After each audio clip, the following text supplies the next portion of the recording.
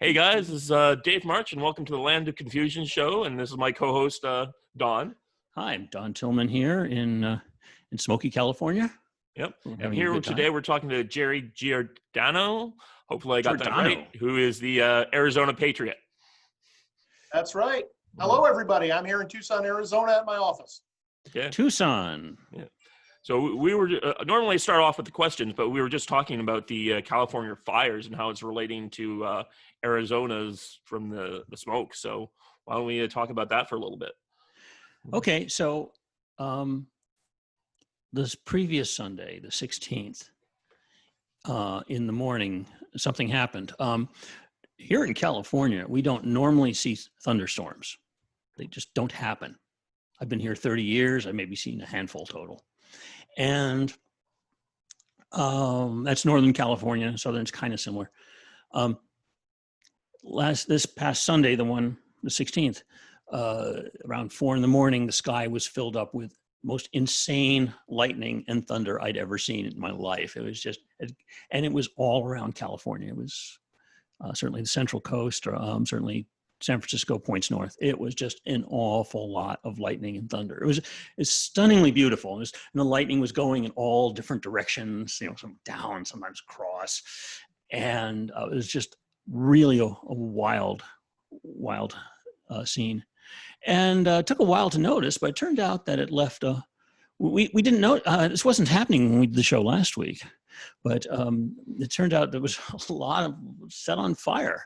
And so for the last few days, I'm okay over here. I'm in Silicon Valley, next door to the Stanford campus. However, near me, the east of San Jose, there's an enormous fire still going. It's about 1/3 acres. North of here, about 2 hours north, there's another fire, about another 1/3 acres around Lake Berryessa. And over there, this is crazy. And over there, there's a smaller fire, about 100,000 acres, near Santa Cruz, up the shore a little bit from Santa Cruz. So our air here has been really smoky, but I can't complain too much about the smoke because they're victims of this fire, and most of it is in the uninhabited areas, where there are a few access roads to get fire equipment. So and they're not doing a very good job about getting it contained there. But it's about 25% contained for these big ones so far. So it's not going well in that regard. Yeah. So the report here is this is a mostly a smoke-free day. Yesterday was pretty bad. So that's what we're having here. Now, apparently it's working its way east a little bit. Is that right, Jerry? Well, I can't tell if it's dust or smoke or something like that in the air. My wife told me yesterday that our air is actually being affected by the smoke from the California wildfires. Now, that's from my wife. Presumably she got it from somewhere, and I don't know whether it's correct or not. We do get a lot of wildfires in Arizona. Sounds like more than in California, although I do recall a number of them in the past in California, maybe in different places. Well, yeah, we've had a slew. Extremely common here. We just had a pretty bad fire in the Tucson area. We're really ringed by mountains in Tucson, but our biggest mountain range sadly burned again earlier this year. We'd had a big fire about 20 years before. Destroyed the top of the mountain, which gets high up enough to be pine forest. It's about 9,000 feet. This one just went on for days and days and even burned down a bit lower. It's an issue of drought. Hard to see how to comment upon it. I mean, forest management would help, but forest management's never going to be perfect. I was actually recently watching Neil Ferguson interviewed by John Anderson on one of his podcasts. And it was maybe a year ago, I think, but there must have been other fires in California. And Ferguson was attributing them to global warming, which I think is nonsense. I mean, maybe they are, maybe they aren't. But it's this, even with a guy as smart as Neil Ferguson, there's this ridiculous knee-jerk reaction. Anything bad that happens, we're going to blame on global warming. Like, what is that? Yeah. Again, I'm not some sort of climate scientist. Here's the brains I've got. If you turn up the temperature on the Earth, the ocean's going to warm, right? That's going to cause more humidity, not less, right? Yeah. So all else equal, you'd expect precipitation to go up. Now, it doesn't have to happen that way everywhere because weather patterns could change. It could be extremely complicated. It's one of many examples, people jumping to their ideologically driven conclusion. And I find people to be credulous about a lot of things like this. So I wouldn't attribute the California fires to global warming. Does seem reasonable to attribute them to thunderstorms, but that doesn't necessarily help much. Well, this one was an enormous thunderstorm. And the previous one was PG&E, Pacific Gas and Electric for those folks, PG&E line that fell and started a fire. Yeah. So neither of those is anything like global warming, of course. But the thing about the global warming thing is, though, that we know the Earth is remarkably stable. The stuff compensates. There's, negative feedback effects that compensate for stuff, because otherwise we wouldn't be here. It wouldn't have survived. Yeah. So we know there's compensation effects. Yeah, so but anyway, guys, you're depriving me of my chance to do my bio and my intro here. Oh yeah, Move on to your standard questions. Well, why don't we go on to the? Before we do move on to one more thing. I got to throw in. Mm-hmm. Ron Howard has recently released a movie, a documentary about called Paradise or something. There's the town Paradise in Northern California was ruined, destroyed in one of the fires recently. And Ron Howard has released a documentary about it. I have not seen this yet, but it's Ron Howard. He knows what he's doing. So I'm eager to see it. Okay. Now we'll start with the standard questions. So where were you born and what was it like growing up there? Well, I wasn't born where I grew up. I was born in Philadelphia, right down the street from the church where Rocky Balboa was married in the movies. So I'm a South Philly boy, but we got out of there when I was a baby, briefly in upstate New York, and then we moved to Tucson, Arizona when I was 5. So just about all my memories are of Tucson. It was a great place to grow up. My dad was a doc. My mom was a stay-at-home mom while we were young. And then when I got to roughly high school age, she went back and got a teaching certificate and was a high school math teacher. So that was my background. It was a great life. I always did well as a student. I was an athlete. It was a terrific place to grow up. Cool. I've never been to Arizona yet, so but I have friends who go to Phoenix, or at least they did before the border was closed. And they would tell me how hot it gets there. So. Okay, first of all, Tucson's a lot prettier than Phoenix. No offense to Phoenix. I actually lived in Phoenix for a little while, but the desert's just a little higher. So there's a little different mix of plants, and it's generally a little prettier. But don't come here in the summer if you can avoid it. In the winter, it is fantastic. Well, hopefully one day we'll be able to travel around here again and I can come down there in the wintertime. Good plan. Yeah, Phoenix in the summer, it just feels really strange to be outdoors and the temperature's like over 105 or so. And you immediately sweat and sweat immediately evaporates. And it's a really cool feeling. Yeah.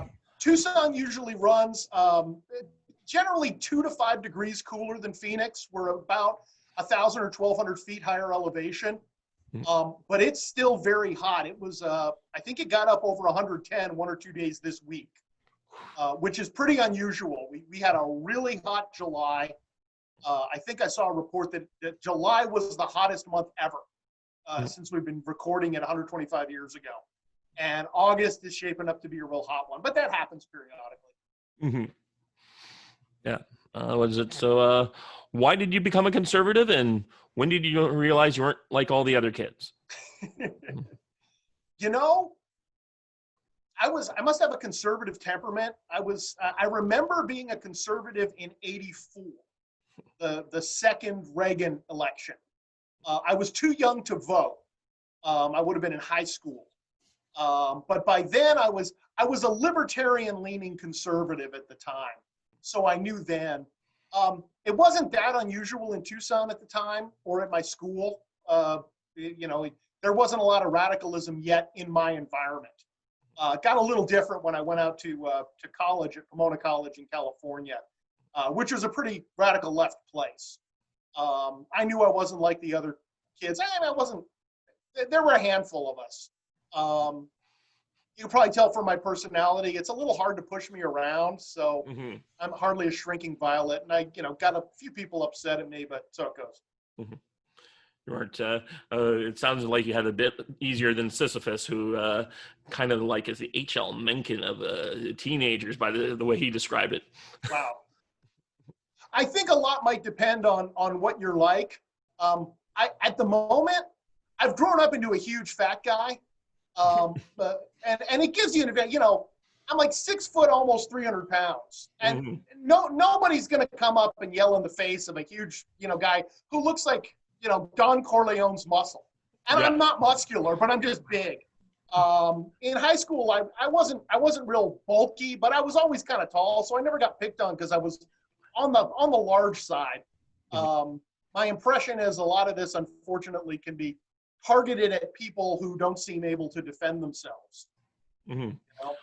Well, someone said something on one of the earlier threads on Ricochet today that you don't see this kind of, I think I was watching Crowder, and he said, you don't ever see any of these protests and people picking on people in red states. Yeah. Because you never know when someone's packing. Yeah. We're going to wrap more of this later. I think that Kenosha is an interesting place, and I don't know much about the city. But Wisconsin has an interesting demographic. But we can wrap around to that later. Yep.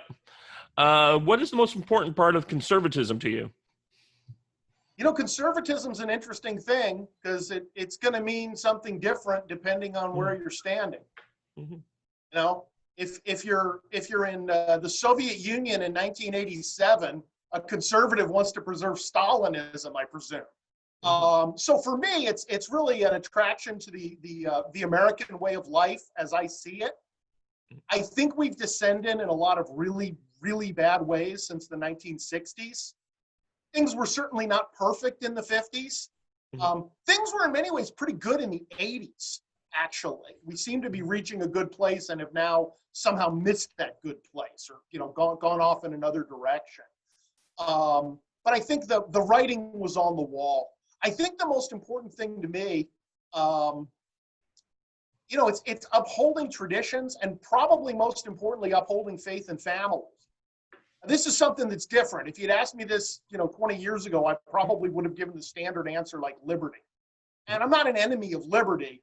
But, liberty is such an overused term that it seems to me people don't even think about much. Everyone should be able to do what they want. You're like, did it occur to you that your neighbor could park his car across your driveway so you can't get out? Like, grow up. People can really do annoying and bad things to each other. And of course, it can get much worse than that. We've got to live in a civilized way. And I think we've got to, we have a terrific inheritance. There's a lot of disagreement about what the inheritance is. And if we can get to our talk about the creed, we can talk about that further. But it's the Anglo-Saxon Protestant inheritance, basically. And it's a wonderful thing.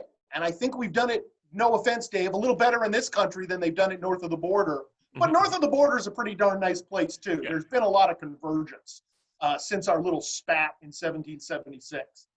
Or that one, the follow-up in 1812. That too. I mentioned on the word liberty, I think the word liberty is useful as a catch-all word for this sort of thing. We have in the Silicon Valley, we have a conservative group that meets and has a speaker once a month. And it used to be called the Conservative Forum. So was that? I guess so. Now it's been renamed to the Liberty Forum. The idea is that the word liberty has a more universal appeal than conservative versus liberal kind of thing.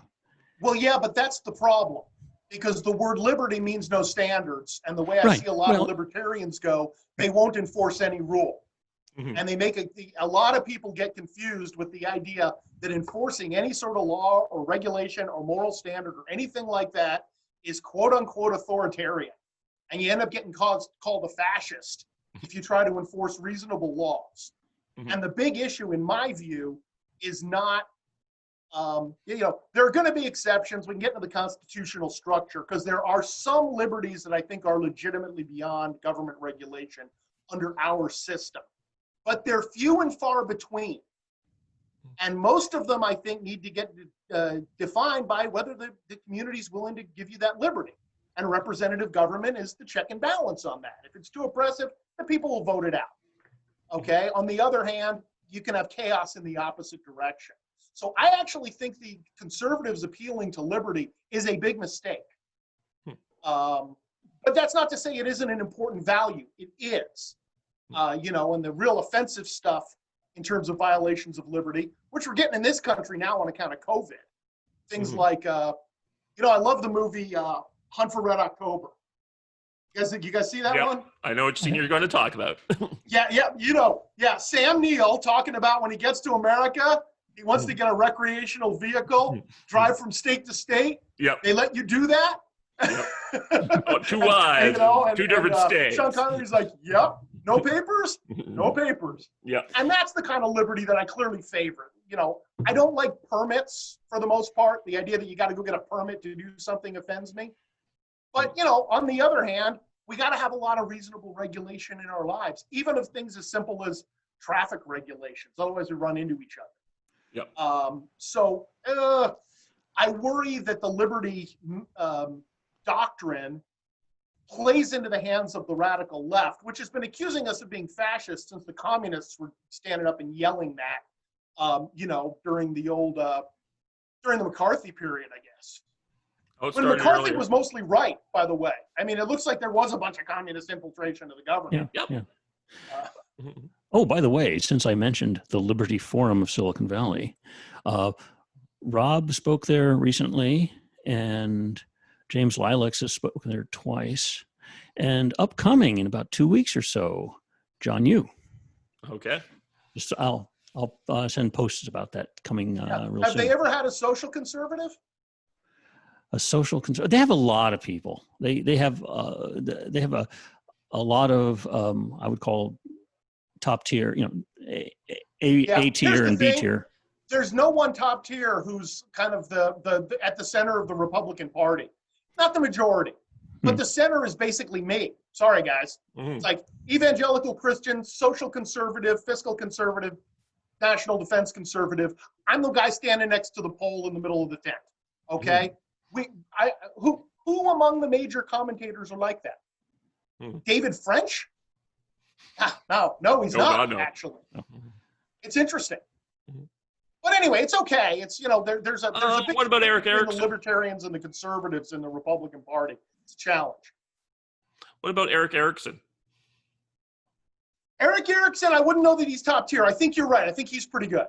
Yeah, I agree. He's not top tier, but he's definitely a social conservative. But he can have a reasonable conversation with people without offending them. Yeah. Another one would be like Michael Knowles. And he's not top tier yet, but a Daily Wire. Knowles, he's Catholic, which isn't exactly me, but an evangelical like me and a traditional Catholic are going to be really close to each other on most things. And he's a pretty strong voice for that. Okay. Klavan's a little more libertarian, and Shapiro's a little more libertarian than my taste would be either. But I like them both. Yeah. Well, that's the great thing about the right now, or you can have a lot of variation. Like everyone, you don't have to. We can 7/10 of the pie or 6/10 of the pie is good enough usually. So, and you can have different people at the controls at different times. Versus, of course, our opposites who are now you have to have the whole pie or none of it. We'll take anything that's not Marxist at this point. Okay. So the next question is, why did you join Ricochet, or how did you learn about it? I learned about Ricochet. Let's see. It was I think I joined in 2015. I had actually been doing some online CLE, looking up Federalist Society podcasts, and had encountered Richard Epstein a few times giving talks. I knew who Epstein was before that, but I was finding more podcasts about him, and I really liked him. And that led me to find Law Talk. And so there was the link, and I went to Ricochet to listen to Professor Epstein, and there was John Yoo, and there was Troy Senik, and it was a great podcast. And I started just zooming around, asking myself, what's this site all about? And it looked really interesting, so I joined up. Cool. Of course, Don's been here from the beginning. I have, yeah. Yes, it's Genesis, and then God created the world, and then Don was there at Ricochet. Oh, man. And what is the thing you most like about Ricochet? If I'm honest, I'd probably say I appreciate the opportunity to vent. Quite frankly, there's a lot of frustration in the world today. It's true on all sides because we got a lot of division and we see things differently. Even on the right, we got a lot of difference of views. If you compare us to the left, even more so. That can just get very frustrating. And the wife and kids get kind of annoyed if you're just the grouchy old man who's complaining about politics all the time. So it gives a nice outlet, but I think it's a productive outlet. I appreciate the chance to post things and have people comment on them. There's the mental satisfaction from getting promoted or getting liked and things like that, which, it's not as if I need a bunch of pats on the back, but it's nice when people appreciate what you've done. And it's sometimes nice to know you're not alone in the way you view things. And then also, though, you are right about widely different views with civil conversation and a chance to, have some back and forth. You can express your view pretty strongly. Sometimes other people have good points, sometimes not so much. It's theoretically possible that I'm wrong about some things. I don't know of any. But then that's true of everybody, right? Yeah. Because if there's something and you're wrong about it, presumably you would change your mind. So that's kind of the mess we're all trapped in. Mm-hmm. Don, you have any thoughts on that? About being wrong. Well, no, it's I really like the way people, even if you are right, people add on extra ideas you hadn't thought about, and that's what I think makes the discussion really interesting.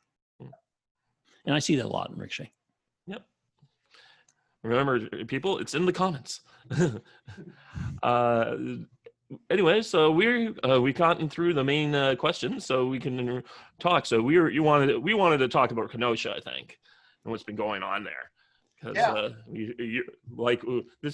I've been kind of shocked watching all the rioting, and today we had some people show up and yesterday shot some of the protesters, and I've been shocked that this has not been happening more. They did not shoot protesters. They shot rioters. Yeah, sorry, you're right. Yeah, no, it's that's a very good important point. to keep these things straight. Right. But yeah, if we want to go over the facts, hang in there. I'm pulling up my post. I think I was the first one to post on this particular shooting. The action on this one was unbelievably fast. Okay, because this happened Sunday evening, and by Monday, the video was everywhere. The governor had made a ridiculous, outrageous statement, as he usually does. Somehow the family had already hired Benjamin Crump. Gosh, I wish I could chase ambulances as well as that guy. I wouldn't be living in Tucson. I don't know where I'd be living. Okay, I would be living in Tucson, but maybe not working so much. Anyway, it happened amazingly quickly. And the details are still quite sketchy as far as I can tell. There were 2 videos released that I've seen so far. Neither one of them is very long and neither one of them is very good. We don't know if the guy was armed. There are some reports of a knife. There are reports of someone saying the police were yelling, "Drop the knife." Although I don't think that's while he was walking around the car. I think that was an earlier part of the altercation. And what led up to it seems pretty vague. There are reports of some sort of disturbance I don't know that fight's the right word, like ladies yelling at each other. Mm-hmm. And not clear if it gotten physical. And then he somehow intervenes in that, allegedly. And then the police show up, and it's not clear why he ends up being the target of their attention. Mm-hmm. Again, he may have a knife. There are reports that he was hit with a taser at one point. Yep. There are reports that it seems the police had him on the ground on the passenger side of the vehicle. It was his vehicle. It was a gray SUV. So he's on the passenger side of the vehicle, which is the sidewalk side. And he seems to be down on the ground, and the cops can't quite tell if they're down on the ground or bending down. And then when the main video starts, the one where he's shot, you see one cop standing there, the lady, I think it's a blonde white female, she looks like anyway. And then you see him pop up, and you see two other cops pop up. And he starts walking around the car, and it looks to me like they draw the guns at that point, but maybe not. Maybe they already had them drawn. It wasn't clear. And the guy just blithely walks around the vehicle. Presumably the cops are telling him to stop. Can't hear it on the audio, but for crying out loud, they've tased him and they had him on the ground. Yeah. And he just walks away from them like he doesn't care. And walks around the car and then tries to reach in, and you don't know what he's reaching for. And the cop is right behind him, and bam. Yep. I heard 7 shots.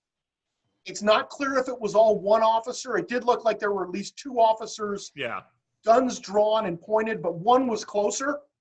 My suspicion is the second officer was a little farther back, did not fire, probably out of fear of hitting his partner, because the other guy was kind of between them.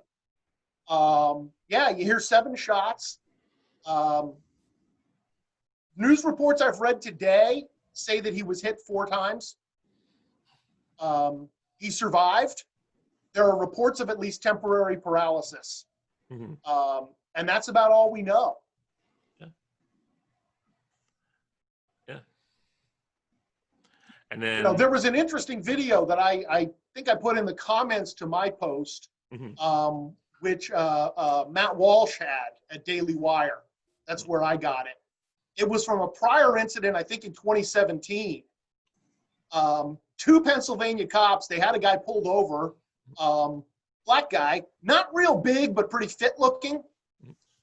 And he starts fighting them, and they tase him, and they get him down on the ground.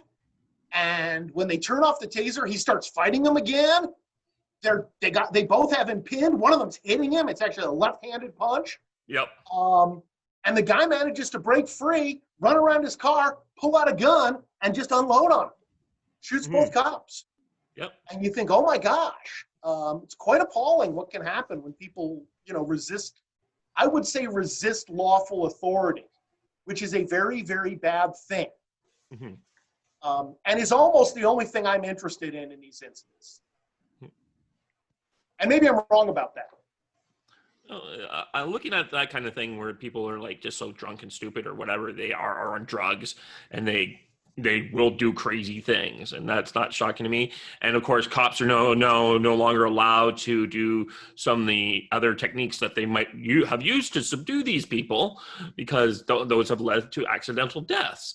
And so they're kind of in a damned if they do, damned if they don't situation, where often the best recourse is to fire with a gun. Yeah. I think in this case, the cops believed that he was reaching into his car to get a gun, and that's what set them off. I don't think we have a report on that from the cops. Right, not yet. It's plausible that that's what they were thinking, and I think that would be a proper thing for them to be thinking. Yeah. But more details will come out. Maybe there was a gun in there. Even if there isn't, though, it's not clear that it's a bad even if there isn't. If they were convinced he was reaching for one, that would have been plenty of reason, because he was already resisting arrest. Yeah. So if you're resisting arrest and looks like you're reaching for something, that's not much to stand on. Yeah. Let's see. So there's been a lot of Andy No has been doing a lot of great coverage on this. Yeah. And the Donald of all places doing some great coverage. The regular news is not. If you say so. I don't watch the regular news. Yeah, same here. Yeah. I would imagine this doesn't fit their narrative. Right. So to go on, the unrest started amazingly quickly here, right? It was Amazingly literally the day quickly. after, and I think maybe even some the night of, right? Mhm. It was just Right. unbelievably fast. It's the typical incoherent stuff. Hey, some guy was shot, let's go burn all the cars at a car dealership. As if that's some sort of effective protest. And I'm not even sure what they're protesting. I don't see anything legitimate to be protesting here. Right. Okay. Certainly, Well- everybody agrees that if somebody dies in police custody, it's a bad thing. So everybody agrees with that. No, Right? There's- not always. Sometimes they deserved it. But Yeah, often but it's it's still a bad. bad thing. It's still a bad thing that, maybe they No, deserved it. not always. Sometimes it's the best possible outcome. We save a lot of money on the trial. If it's I remember reading, someone was complaining on Ricochet actually about the militarization of the police. And I was looking into it. And I can't remember exactly when this happened. It was somewhere in the LA area in kind of the early to mid 90s. Mhm. There was some unbelievable shootout at a bank robbery. Mhm. 2 robbers, and these guys apparently were just, Kevlar up the wazoo. Yeah. And had assault rifles. Thousands of shots were fired. Like an equivalent of heat. Yeah, and the ultimate upshot, I think, is that both of them were shot and killed. And one of them was like shot in the leg and he bled out. And people were like, how could you let him die? It's like, well, because actually the paramedics couldn't get in because they weren't sure that was all the crazy, insane armed robber shooters that there were. Yeah. But I look at that one, and I'm sorry, Don, that wasn't a bad outcome. I mean, maybe I'm a anybody little too died is a bad Texas thing. for you, but anybody died. Again, but it's always a concern. That's fair, okay? Yeah. When someone's shot by the police, you should ask the question, hey, was this legitimate or not? Right. Okay, but our overemphasis on it is insane.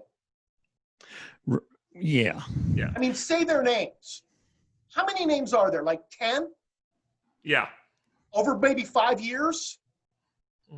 Yeah. Okay, few. so that's 50 people. Or no, 10 people over 5 years, 2 a year.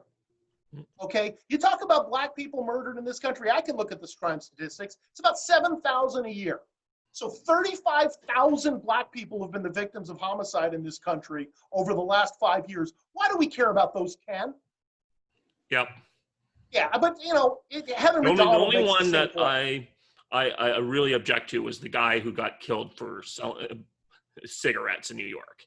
He That's wasn't not the killed. fault He of had a cops, heart it's the attack. fault of the New York legislature passing a really stupid law. Okay, it's not even a stupid law. You want to keep cigarettes out of the hands of kids, you have to have regulated sales. Mhm. Think about it. Mhm. I know it's obnoxious, but it's the way it is. And I just gave you a good reason for the regulation, right? You want 12-year-olds to be able to buy cigarette Lucy's? Not really, but I don't. Then Okay. again, we know that this guy was selling to 12-year-olds. But here's the thing, the regulatory system is in place to prevent that sort of thing. And that's why you have to enforce it. Now, I know it's an annoying little ticky-tack law. And let's face it, the guy should have just gone with them. As usual, resisting arrest leads to the bad outcome. Mm-hmm. And then it doesn't look like they killed him. It looked like it sparked a heart attack. Yep. Much like George Floyd, it looks like. Yeah. Although in Floyd's case, I don't even know that it sparked a heart attack. It may have been happening anyway, but it's hard to tell. The stress of an arrest would cause, might cause a heart attack to come on, even if you were already on fentanyl and overdosed. Yeah. I think the real question here for the Kenosha situation is, where did all those people come from? Were they bussed in? And were the police able to arrest them, or were they told not to arrest? Because if you've got people burning down buildings, it should be kind of simple for the police just to grab them and take them in.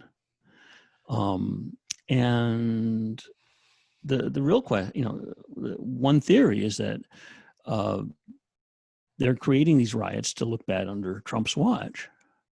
And it's a good question. If these people were brought in from other towns, that's an important concern. And if the police were allowed to arrest, that's another important concern. And I It's don't know the definitely answer. stage 2 communist insurgency that I posted and talked when we talked to Boss Mongo about that. That's what I'm. So there is definitely organizations. They're waiting for you to do these things. They're in a perfect storm environment because of the virus, and they're also the fact that no one can do anything is allowed to do anything. All our summers were canceled. Like they have a tinderbox of stuff of just millions of bored people, a lot of them out of work and who just have nothing to do. So when the riot starts, they get kind of caught up in it. And there's also a lot of there are bringing outside agitators, busing them in. Some of them are, most of them I think drive. Sounds like some of them have cars to carpool in and cause chaos. And it's a lot easier to stop a bus full of people than it is to stop 20 cars. Yeah, but you can't stop a bus because they might just be peaceful protesters, right? Yep, there's that and too. Actually, there is a legitimate point to that. Mm. But once you see it start going to a riot, it's all bets are off. Yeah, read the Riot I Act. find a lot of people to be unbelievably unrealistic about this. Mm. And the way to be realistic is actually really mean and nasty and hard-hearted.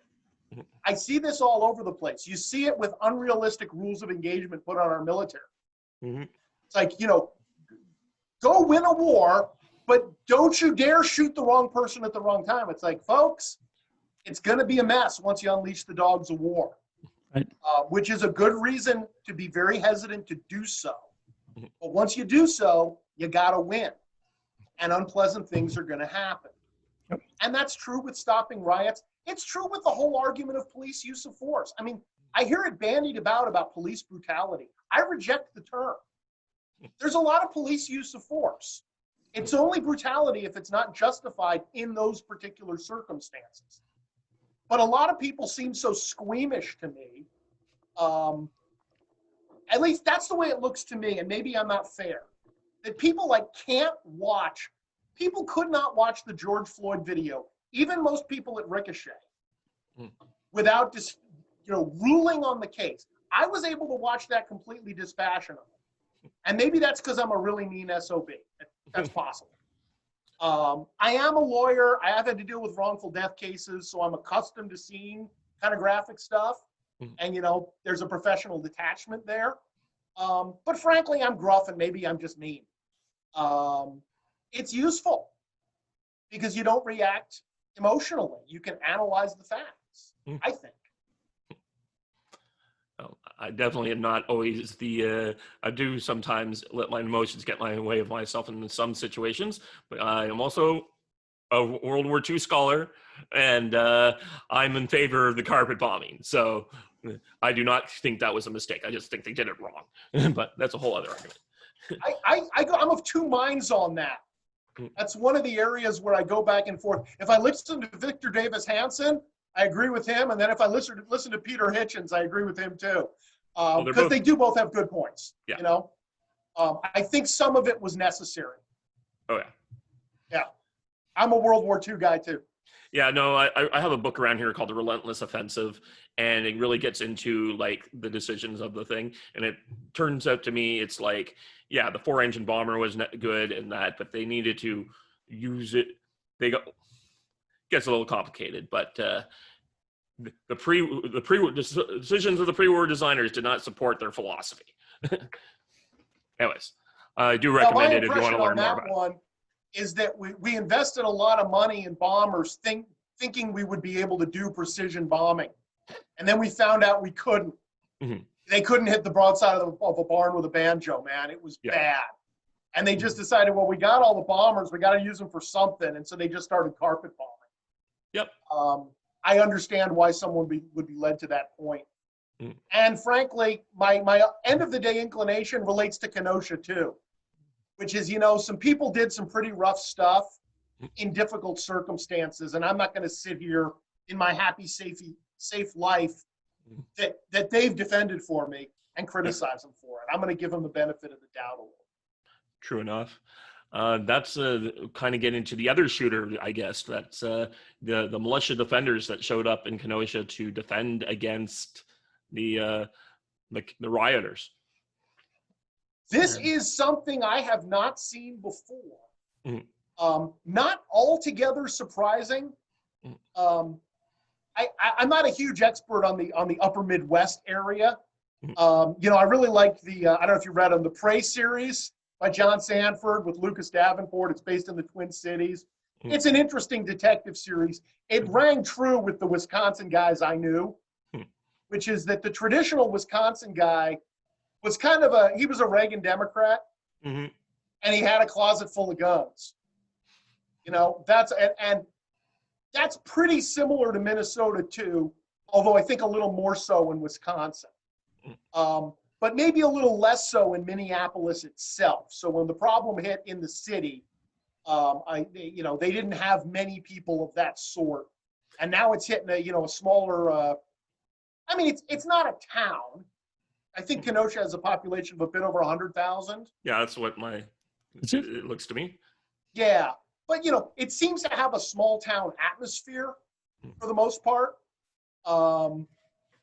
And so you're just going to have a lot of people of that type. And frankly, I don't think they're Democrats anymore. I think those guys are all Trumpy now. Yeah. But they used to be Democrats. Mm-hmm. And they're just not going to put up with it. And you don't have many people like that in Minneapolis. You don't have many people like that in Portland or Seattle. Mm-hmm. You know, I mean, bless Andy No. He's out there filming. But Andy No, I don't see him showing up with an assault rifle. Like, frankly, a guy like me would. And my son would, and he's a Marine, and we'd have like 30 guys with rifles out there inside 20 minutes if some mess shows up. Lord willing, it won't ever happen here. Yeah. So that's something new, and it's very dangerous. Mm-hmm. I mean, I was thinking this morning of putting up a post called Cometh the Civil War with a question mark. Exactly because we're now seeing people fighting back. Yep. And something the left is going to discover probably is that it's the right-wingers who are better armed and actually know how to do this a bit better. Now, there will be some toughies on the left. They're capable of it. But most of them, you know, they're engaging in riot porn, basically. Mm-hmm. You know, I'm going to go out there and I'm going to break some windows and tear down a fence, and then I'm going to feel I was the great campaigner for justice in the world. Mm-hmm. It's like, no, you're a little twit who took a minor part in a riot. Mm-hmm. It's kind of sad. But there will be some hardened people who rise up eventually. Yeah. It reminds me of listening to what happened in the revolution in France in the Vendée, where these hardcore revolutionaries came out into the countryside and suddenly discovered that the locals did not appreciate that. Yeah. Yeah, and and one of the other things that if you have you guys watched that video, the 8 minutes with the kid who shot those guys?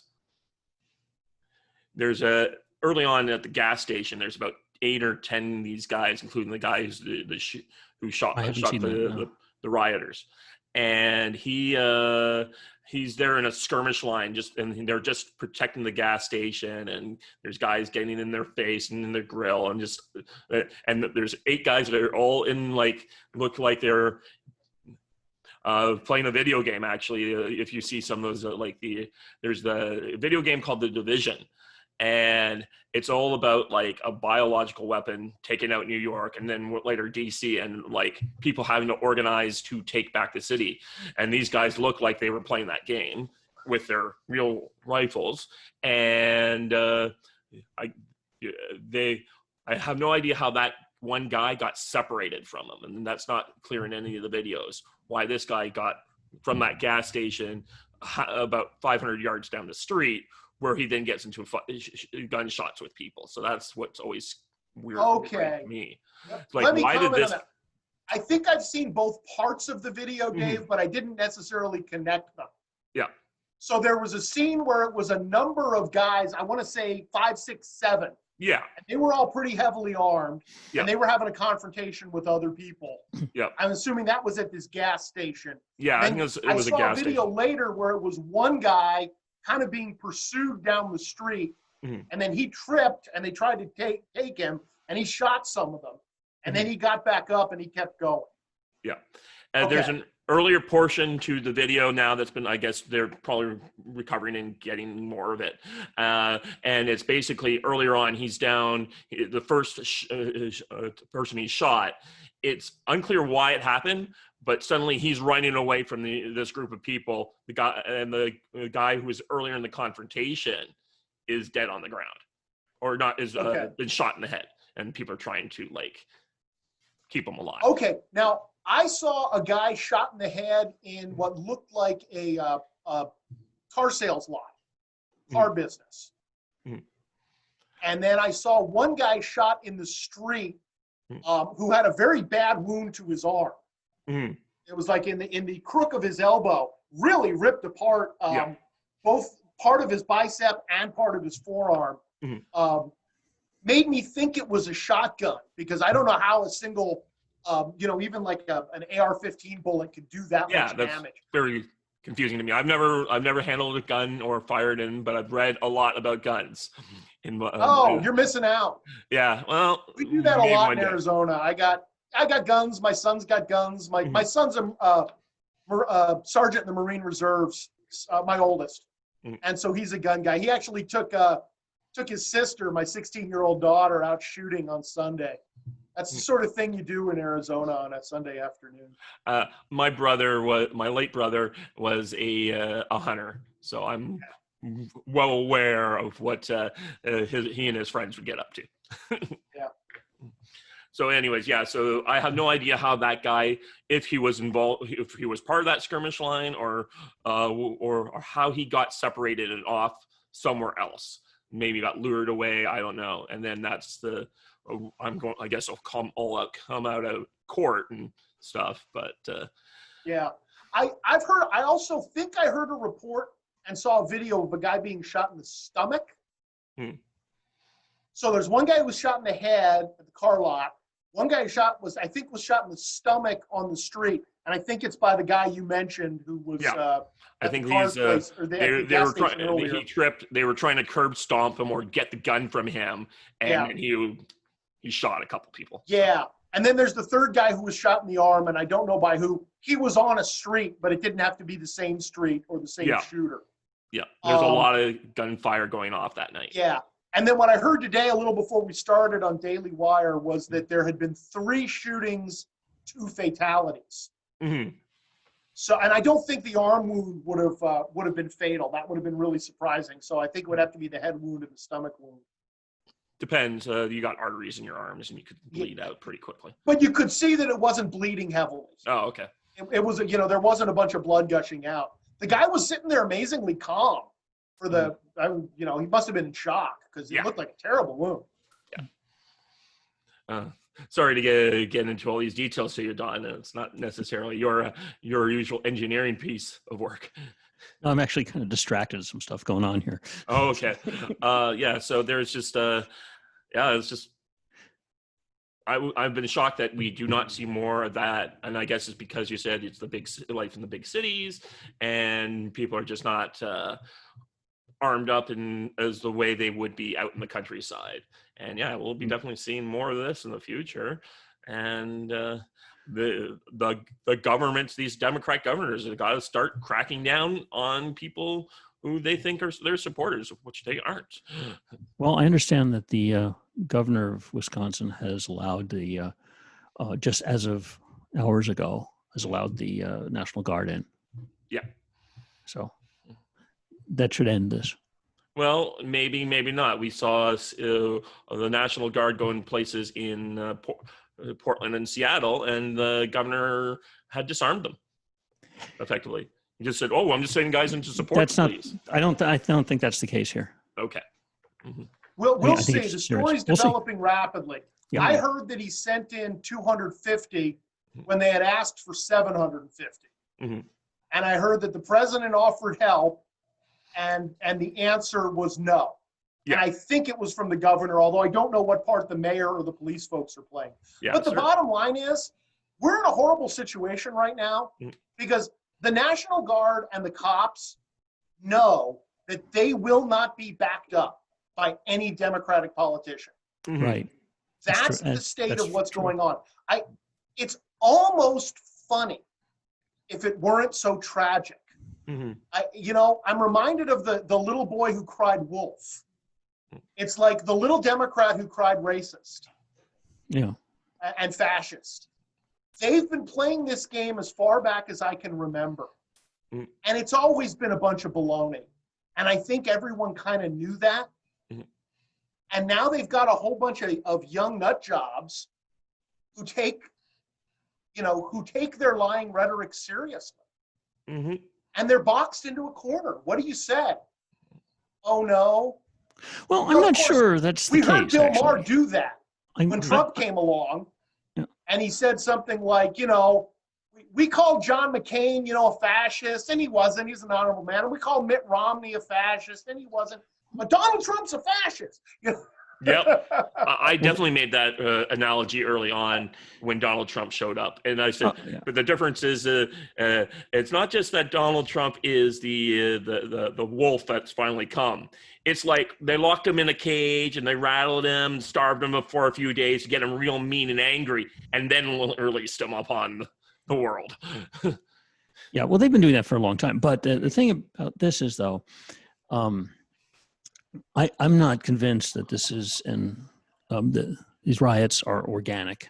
I mean, if there's some horrible thing that happens, some event that happens, I don't think anybody's first inclination who's concerned is to set local businesses on fire. I just don't see that.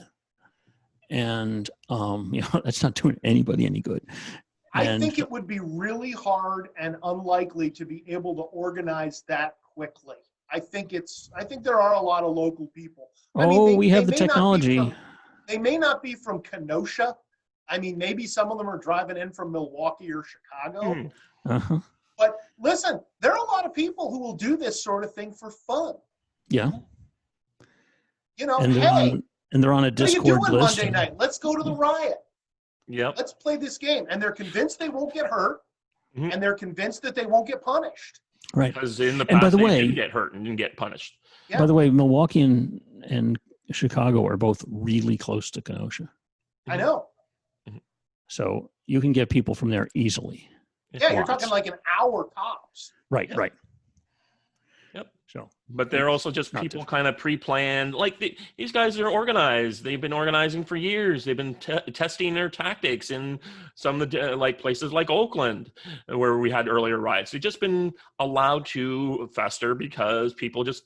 I remember talking at the beginning of 2016 when Trump got elected, and to a friend of mine who's a Black Democrat, and I said, I'm really worried about these Antifa types and what's going to come down. And he said, you don't think these guys are going to be that dangerous? He thought they were about as dangerous as the alt-right. And I'm like, no, I give them a 1 in 20. And now I still give them a 1 in 20. I think the conditions are not right for a real revolution. And even with the virus, but they are doing a lot of damage. You need crop failure, or you need food shortages to spark a. I don't think the Antifa guys are actually very capable. Mm-hmm. They're good at playing this game. Mm-hmm. Okay, which is that they get to provoke and they get to be pretty violent, mm-hmm. but they very, very rarely kill anybody. Yep. Okay. They're amateurs is the impression I get. And even the pros, they're not professional terrorists. Mm-hmm. Exactly. Or they're kind of terrorists. Mm-hmm. They're not a professional killing squad. They're not like the Einsatzgruppe or something like that. Oh, yeah. Okay. If it came to an actual all-out battle, I think these guys would be pretty incompetent. Right, right. I think, the local hunting club and the military vets, group at church would be able to beat the crap out of these guys in an actual firefight. Mm-hmm. Let's hope we don't have. I was shocked by those videos in Kenosha that looked like a war zone in the last 2 nights. Yeah. With the gunshots going off all over the place. Now, we get that periodically, but it's 4th of July, and you assume that it's. Mm-hmm. 1st of July for you, Dave. Yep. You assume it's just fireworks. Well, Black Day in July. Yeah. Yeah, there's just So I think that's all I've got about Kenosha. I mean, it's really concerning. And I think the only thing to do is to bring in overwhelming force, and I hope they will do that. yeah, that would be the thing to do. And they've really got to crack down on curfews. Yeah. I mean, you have to just say no protests. Sorry. We're not even going to allow the peaceful protests because, like clockwork, as in Portland, they turn into riots. Yeah. Just shut down things for a week and let it disperse. The other thing to do is get people back to work, back to school, back to ability to have fun again. And I think you'll see a lot of this problem go away. Is the reason they had a perfect tinderbox of millions of people out of work and bored at home and had nothing to do. That would be nice.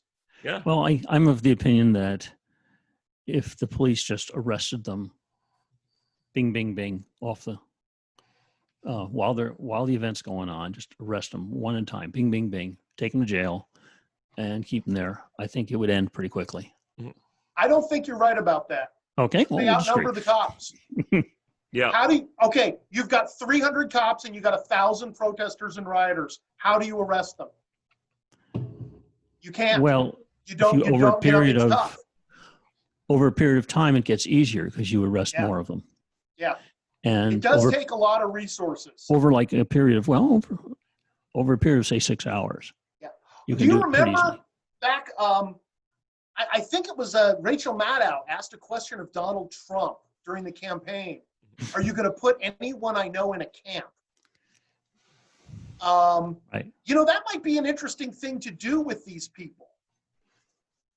I think they're breaking regular laws. Open up a camp someplace and just toss them in there like a concentration camp and say, this is the temporary jail. Mm-hmm. And we're not going to release you. We're going to hold you and we're going to charge you. And, you know, we're going to give you as speedy a trial as we can, but the courts are kind of closed. Mm-hmm. But in the meantime, you're living in this tent. Have a nice day. Yep.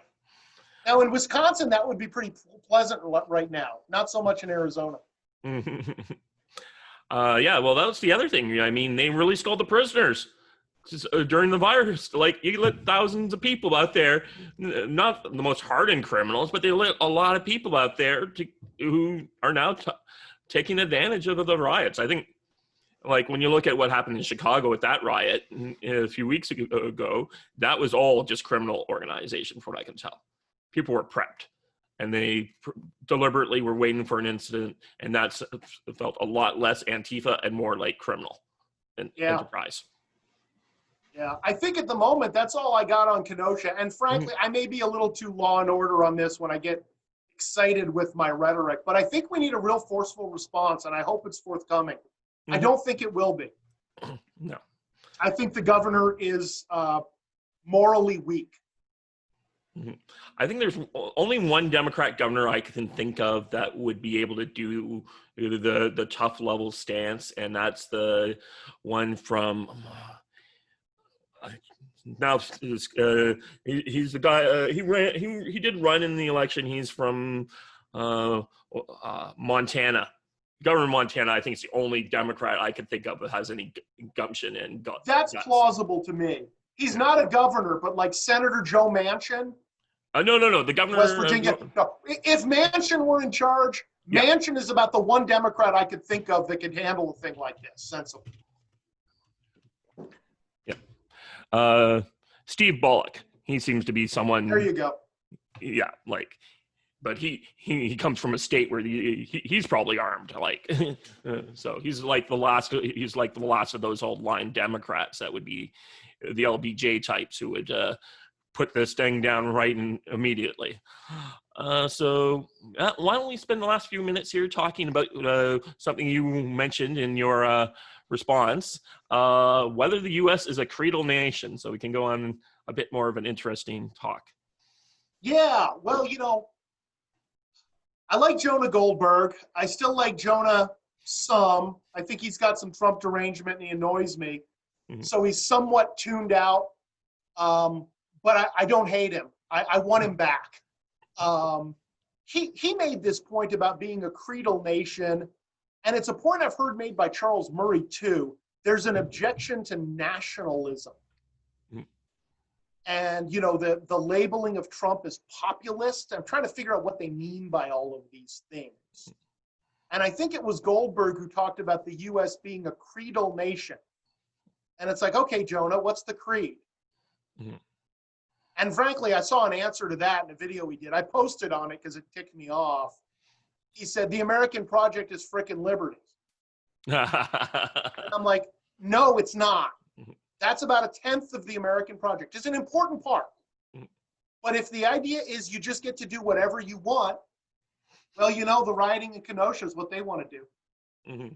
So that's just not a viable option. And then Jonah Goldberg in particular complains about blood and soil nationalism, the purpose of which seems to be to take anyone who has a different view from him and consider that person to be Mussolini. Right? Because that's where he gets it. Yeah. He's open about it. He criticized Trump about this. And you guys may remember, in the primaries, I was not a Trump guy. I really didn't like Trump right out of the box. He has won me over. I got to tell you. I'm very impressed. I know he can be kooky and obnoxious. Yeah. But he's kind of the kooky, obnoxious uncle from Queens who you kind of love. And I know he's a little obnoxious, but lighten up. He's a good guy. But here's the big thing. People talk about it being a creedal nation. It's like, okay, first of all, what's the creed? Mm-hmm. And second of all, what do you do with the people who don't accept the creed? Are they out? Mm-hmm. Yeah. Are these obvious points? Because I hear people making these arguments. Mm-hmm.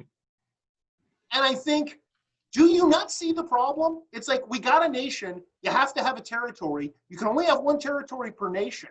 Mm-hmm. Or rather, the other way around. One nation per territory. Imagine overlapping nations in the United States where Donald Trump was my president and Mitch McConnell was the head of my Senate. But they're, you know, Hillary Clinton was the president of the other half of the Americans. You know, that's just I read that warfare. book. It was by You Kurt gotta have a Schlichter. monopoly on violence in the territory, right? Mm-hmm. So you gotta have a single government, which means you gotta have a territory, which means you've gotta have borders, and that's soil. And that's apparently what Jonah Goldberg thinks we can't define a nation on the basis of, which is impossible. Yeah. And then there's blood. It's like, who's it gonna be other than the people who are here? Mm-hmm. Like, they're my countrymen. Sorry, Dave, you're not. We'd No. love to have you, but you're not. Don, you are. And that's the only way you can define it, other than some sort of rule where, what exactly? We gotta decide what the creed is.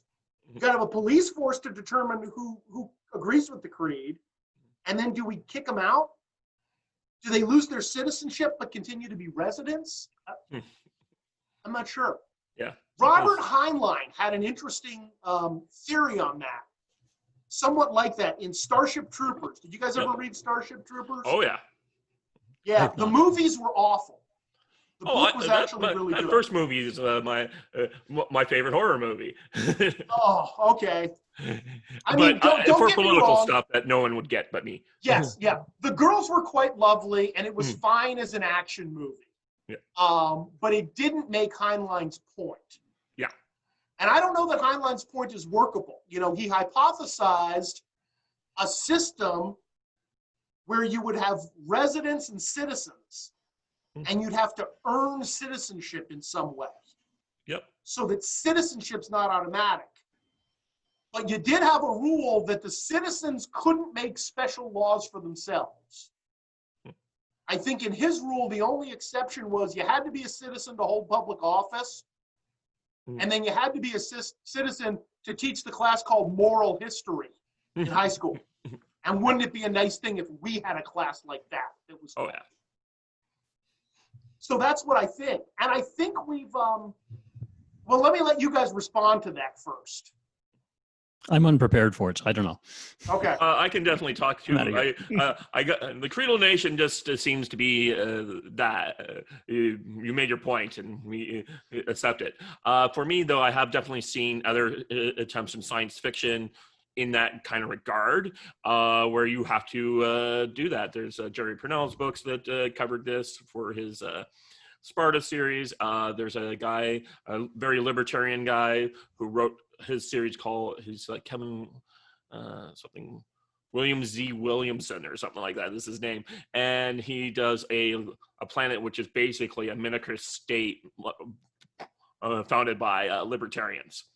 And it's a very nice place if you like your guns. But basically, yeah, citizenship is earned through sacrifice or doing stuff for the state to a certain extent. And that's how you get your right to vote. And I'm definitely okay with something like that. I came up with an idea. When you're 18, the government gives you a check. And you can, at that time, decide to take the money and do whatever you want, or you can get the right to vote.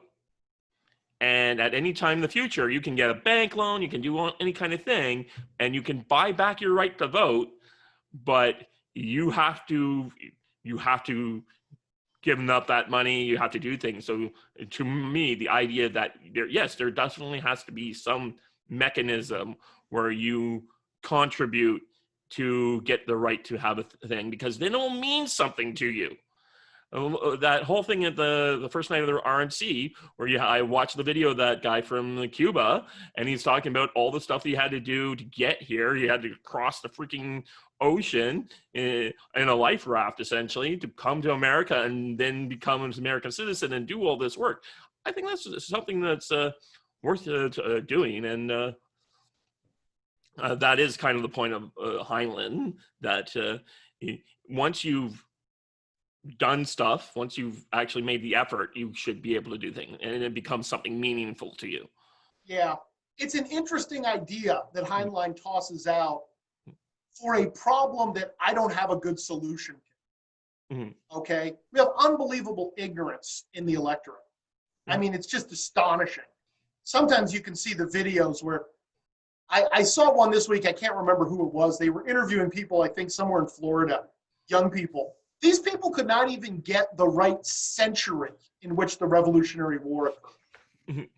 I mean, it's just, now, they could probably tell Kim and Khloe and Kardashian and Kylie Jenner apart at a glance from behind. So it's not that they know nothing, but people are monumentally ignorant. And it's troubling. And you can't talk about it, because, to get people's votes, you have to tell them how smart and wise they are. Okay, now I think people do have a pretty decent sense of this. Okay, things are going kind of well, or things are going kind of badly. And of course, most people, especially older people, can articulate a fairly coherent vision of the world and what they believe and what things stand for. When they're young, they can't. And our education system is so ludicrous. Okay, it doesn't teach them. Yeah, but the good news is we have the internet now. Oh.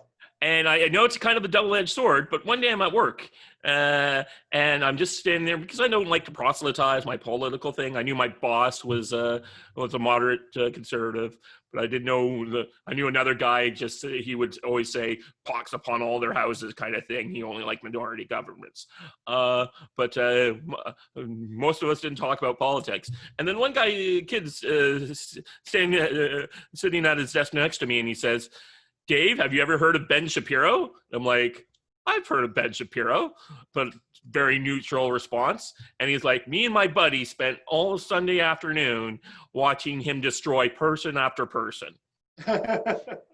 And people are going out there and they're learning things that they would never have heard anywhere else. And I know lots of young people are very politically aware now, thanks to the internet, in a way that they didn't get taught through schools.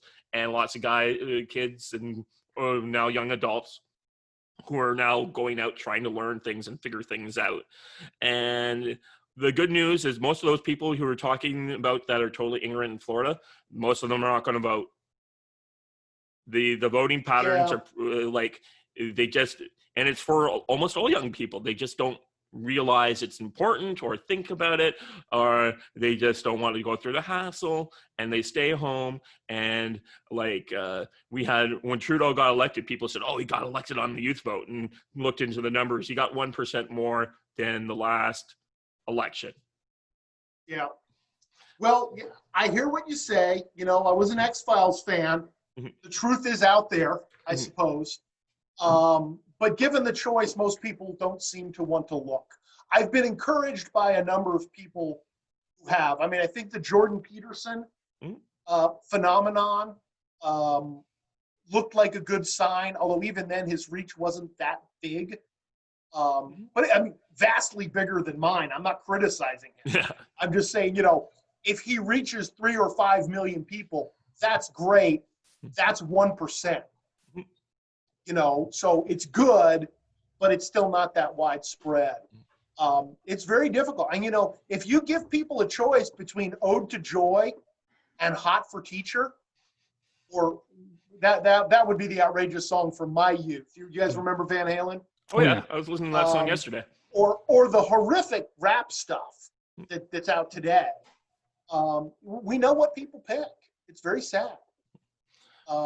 They pick that when they're young, but when they get older, they start picking the other thing. That's something I said. Some guy at one of my birthday party started talking about how conservatives were weak and all these other things, and I said, we're all going to be destroyed because he was a QAnon guy. And that's a whole other conversation. And I got angry at him, and I said, you know what? People like you have been saying that the conservatives have been dead since the populares and the optimists were fighting it out in Rome. Okay, every year I have so many friends that I've met who started off very liberal in their 20s, and now as soon as they get the main thing that does it is when they try to start their own business. That's the one thing I've seen a lot of. And then they're like, tell me all about conservatism, Dave. This is bullshit. What did I do when I was young? Economic stuff, Dave, I don't think the economic stuff is going to help us. Mhm. It's about moral values, and they are collapsing. And it's been a train wreck for 2 generations now. Mhm. And I've not seen any hint that the numbers are getting better anywhere. Mhm. If you look at, I mean, the one piece of kind of sort of good news is the divorce rates are down, Mhm. but it's because marriage rates are down. Mhm. You know, it's not good news that we're forming families and having strong families and raising kids inside strong families. No. And then I think the values are not transmitted to the next generation. Mhm. And I think that's a big part of the current unrest. I think we've just had a spiraling effect. I'd be really curious. You know, if you take those kids who are rioting, find out how many of them had a father present in the home and how many didn't. Mhm. Now, I don't know the answer to that, and it's possible for kids to go through their rebellious phase, which is tough to deal with. Well, you'll have to go undercover, of course. This is valuable information. As far as I can tell, it wasn't even the boomers. It was the boomers' parents. I read Judge Bork's book. Have you guys ever read Slouching Towards Gomorrah? No. Great book. And it was very clear that the young boomer barbarians came into the universities.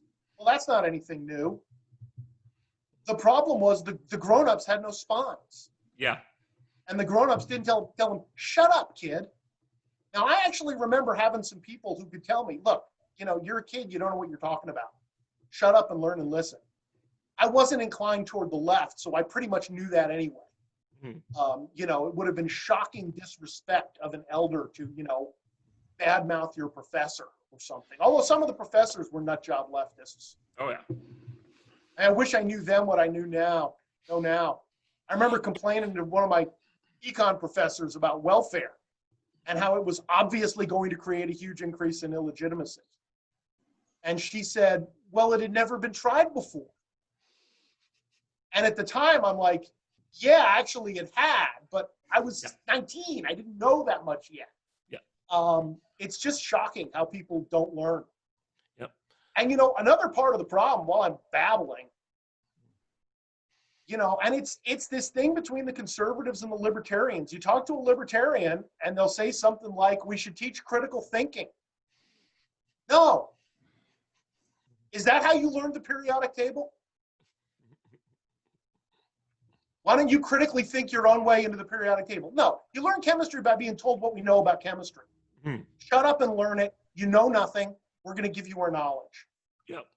And we don't take that approach because we have no cultural confidence in our values. And we don't have any consensus. And that's a big problem because you're not going to be able to teach certain things in the schools if you don't have a consensus. The cultural consensus becomes a mile wide and an inch deep. It's very frustrating and difficult. Well, maybe we'll feel better when the Chinese are telling us all what to do. I will definitely not feel better then. But thankfully, I'll probably be dead. Yeah. So, And on that note. yeah. Well, what do you guys think about the election? That'd be a fun one to finish up with.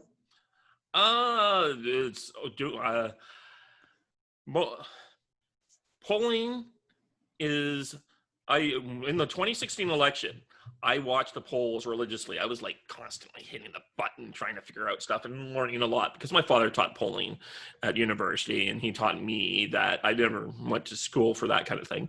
But I was very obsessed with it. And since then, and since a few other more Canadian elections, my determination is that the vast majority of people decide who they're going to vote for in the last week before the election. And so polling is useful for campaign managers and other people who are running the show to try and steer their ship using that information. But generally, if you're looking at polls now and then trying to say that this is going to be what's going to happen on election day, that's a complete waste of time. And I think one of the big problems is the United States has got the perpetual election. As soon as the president's elected, they start up another campaign. In Canada, we have a 1-month election. And so you could see an entire election or electorate change on a dime over a weekend. I've seen it happen a couple times now. And I think that happened in the 2016 campaign and will probably happen in the 2020 campaign. But I also can tell you that I think Trump's going to win it. I don't see how Biden can, and I think that now that the conventions are starting up, people are finally taking a look at things and getting interested again. I sure hope you're right. What do you think, Don? I think the polling is all wrong, and I think, but even if you want to take it seriously, the 537 poll, is that what's called 538? 538 poll. Currently, Trump has twice the chance of being elected as the 538 poll 4 years ago. So if you bias that up for reality, he's got double the chance of winning as last time. I think it'll be a landslide. I think it will be all 50 states plus Greenland. Oh. And all he has to do is just, poster with the city on fire, says vote Democrat, and just commercials like that. You would hope. It'd be really interesting is if he all of a sudden calms down and becomes Mr. Nice Trump. And I don't think he has to. I think he just has to be who he is because it worked last time. Yep. And the debates are going to be insane. Oh, come on. That's going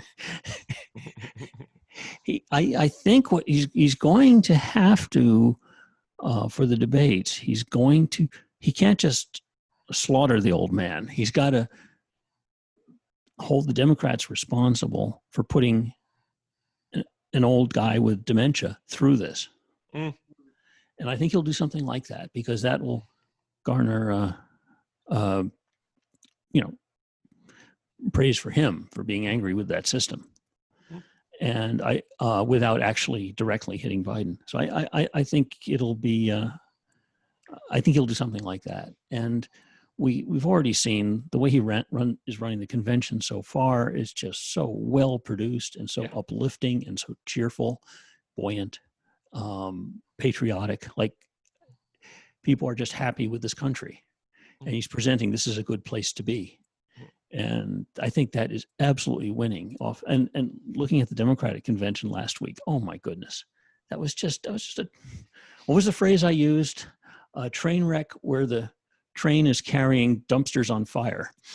And, and well, they're appealing to somebody. I don't know. The polls don't look good for him, and that includes the job approval number. So it's hard to say. Like I said, polls, I don't believe them. Yeah, I know. Don't believe them. There they sit. And I think the good questions are, do you know anyone who voted for Trump last time who's not going to vote for Trump this time? Good question. And that seems unlikely. Yeah. And then, do you know anyone who didn't vote for Trump last time who's going to? Oodles. And the answer is yes. I think a lot, including like Richard Epstein and Ben Shapiro, if I remember right. Yeah. And so that's got to be carrying some people. And then you have to ask yourself, are there a bunch of people who didn't vote for Clinton but are going to be all gung-ho to vote for Joe Biden? Mm-hmm. No. And that doesn't seem like a very big set either. Mm-hmm. And then you try to add in, well, there's all the people who hate Trump. And I'm like, yeah, but they hated Trump every bit as much last time around, didn't they? And in fact, if anything, he's done a decent job. And until they started burning down their own cities, the country was doing pretty well. Yep. Right. What is it? I know I was watching Tim Pool's cast last night, and they had one of the new black congressional candidates on for the Republicans. And he was saying, well, I know lots of people who don't like my friends who are black who are not going to vote for Trump, but I don't think they're going to vote for Biden. He doesn't do anything for them. And they liked all the things Trump was doing, though. They're like, right before everything broke down, they all had jobs. Yeah. Anyways. Also, it's interesting to note, I don't have the numbers on me right now, but in the primaries in California, Trump got more votes, significantly more votes than Biden. Yeah, I think there's something else. More votes. No, he got more votes than Biden, and he got more votes than Bernie. Yeah, he got more votes than almost everyone else. And many of these primaries that have people just wanted to show up to vote for their president again. Exactly. Like their record turnouts all over primary states in the Northeast to vote for Trump in the primaries when they didn't have to. When they didn't have to. And that happened in California. He got more votes. Now, certainly Biden plus Bernie was greater than Trump in terms of California primary votes, but Trump was on top. Yeah, I got to tell you, Don, you predicted 50 states. I don't see California going for Trump. I don't see New York going for Trump. I could see it in a really good stretch, like getting to New Jersey. I could see New York State going for Trump. I could actually see New York State going for Trump, but it would Manhattan and those cities, the big cities, wouldn't vote for him. But I could see the countryside coming out a lot and carrying that state for him in a way that hasn't happened in a long time. Yeah. I was kidding about 50 states, of course. Yeah, I know. But I think, and I really doubt California would go for Trump. But the numbers say that he got more votes in the primary than either Biden or Bernie. And it could be, and I doubt it, but it could be that the Bernie people have no interest in voting for Biden. In that case, Trump would get California. But I find it hard to believe that would be the case. Yeah, that is possible. Okay, one more question. Have you guys followed Brett Weinstein at all and his Unity 2020 thing? Nope. No, I have not watched him. I actually followed his brother for a little while. I thought his Portal podcast was very interesting. I don't Yeah. think he's doing it anymore, but Yeah. Eric hasn't done anything for a couple of months, yeah. other than appear on one of Brett's podcasts, actually, which is good. You know, it was interesting. Okay, so you got nothing to say about this Unity 2020. I find Brett Weinstein to be an interesting and entertaining character. He is a lefty. I've described him to my oldest son as it's like he's a lefty and he's now has one eye open. And he can now see how crazy the left is. And he can't yet see that the right is actually sane, but hopefully he'll eventually see that. Yeah. We'll find out. Well, this is going into the longest podcast we've done so far, and we're still talking interesting stuff. But maybe we'll definitely have to get you back, Jerry, for some other stuff in the future. But I do want to ask you our usual last question. Who would you like to see us interview next?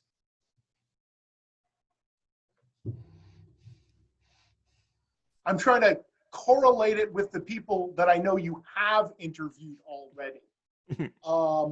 I think Mendel would be interesting. Oh, Mendel.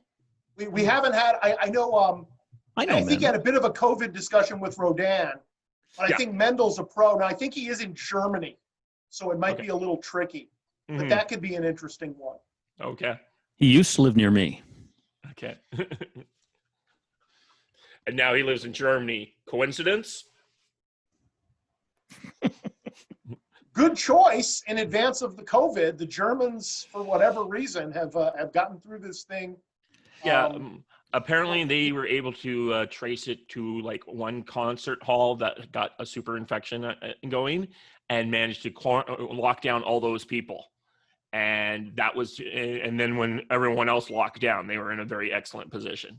Yeah, I mean, man, I'm just amazed that whatever they did, or maybe it's not what they did. It's hard to tell what the reason is, but they've been blessed or fortunate or done a good job or some combination thereof, and good for them. What was the concert? I got no ill will toward Germany. I used to, but not in my lifetime. Okay, well, this has been a great episode of Land of Confusion, so I'll be getting this ready. Hopefully, I'll have it released tonight, and I just want to say goodbye, and let's try to do this again sometime.